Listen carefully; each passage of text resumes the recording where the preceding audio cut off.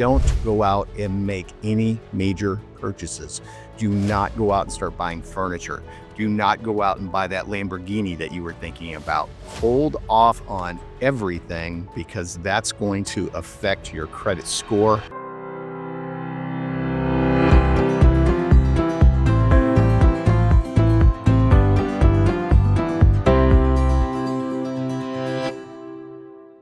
So you finally found the one. You made an offer, it was accepted, or maybe you're working a new construction home and you got that under contract. What are the next steps that you need to do? So I walk people through this all the time. The first thing I want to make sure you understand, if you're getting a mortgage from now until after closing, the day after closing, don't go out and make any major purchases. Do not go out and start buying furniture. Do not go out and buy that Lamborghini that you were thinking about. Hold off on everything because that's going to affect your credit score, how much outstanding credit you currently have.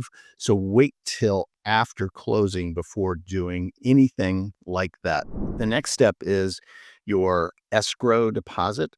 Now, if you're working with a builder, typically they're going to ask for 10 to 20% down, and then there'll be no more money due until closing. If you're doing a purchase of a resale home, your escrow deposit can range from $1,000 to $5,000, and it's negotiable. A lot of times, if you're paying cash, they'll ask for additional escrow money, and that's just all part of your down payment for your home.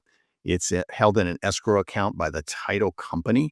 And if something should go wrong during the process, there are several ways for you to get your escrow money back. And oh, by the way, especially with new construction, you have the right to choose your own mortgage company and use your own title company. Now, the builders, this is February of 2023, the builders have gone back to offering incentives, especially if you're working with their mortgage company. What they're offering is a package. They might say, we'll offer you $25,000 worth of incentives. And some of that they expect you to use for the buy down of the interest rate. So we're about 6.5% right now. So you can use, I'm just going to use round numbers. You can use 10,000 of that 25,000 to buy your interest rate down by normally about 2 points. So you'd be 4.5% as opposed to 6.5%. But they are offering incentives there. So if you talk to another mortgage person, make sure it's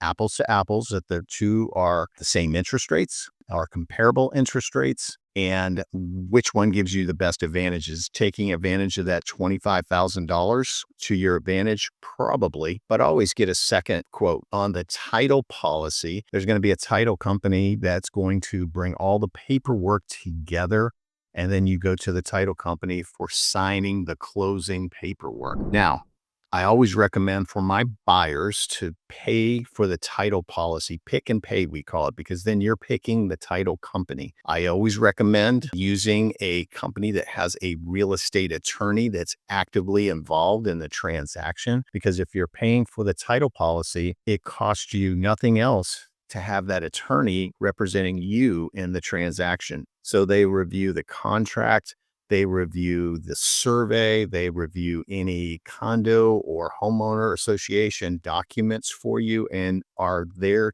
to answer questions for you. And if there should be some type of hiccup during the transaction, they are there again to represent you in the transaction. So I always recommend that. Builders will try to push on you that you use their mortgage company, their title company, their insurance company. So you do not have to. You have the choices on that. Always recommend that you use a Florida insurance company. Some of these national companies just don't understand Florida.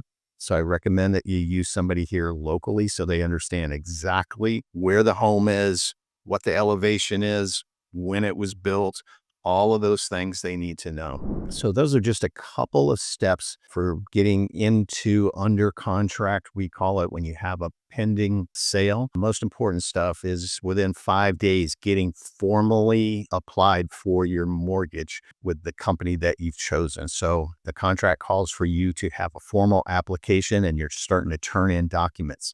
Now, in this day and age with a mortgage, they're going to ask about every 2 weeks for you to update your financial information. They're going to ask for checking account updates, savings account, investment accounts, and they'll just keep doing that until you get to the closing table. Now, they should have you at a status of ready to close in 30 days. Now, typically they'll get to that 30-day point and it's either, yes, it's a go or not looking so good, but they'll normally let you know before that point if it's not looking so good. They get to 30 days and they'll say, hey, we have a couple of more things to turn into the underwriter and then we're going to have a clear to close. At that point, you're golden. You're ready to go. Now, I'm not an insurance person. I'm not a mortgage person. I will connect you with people that are, and they can give you information about all this. I help you find the home in the area that you're looking for. That's what I do. And then everything else I leave to the specialist. We're here to help you. If I can answer any questions for you, please feel free to email me. You can call me on my cell, 941-962-7443.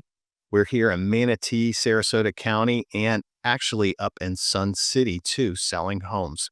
I still have friends that will call me and ask me to help them over there. So if I can help you in any way, buying, selling, or investing in real estate, please let me know. We'll talk to you later. Thanks. Bye-bye.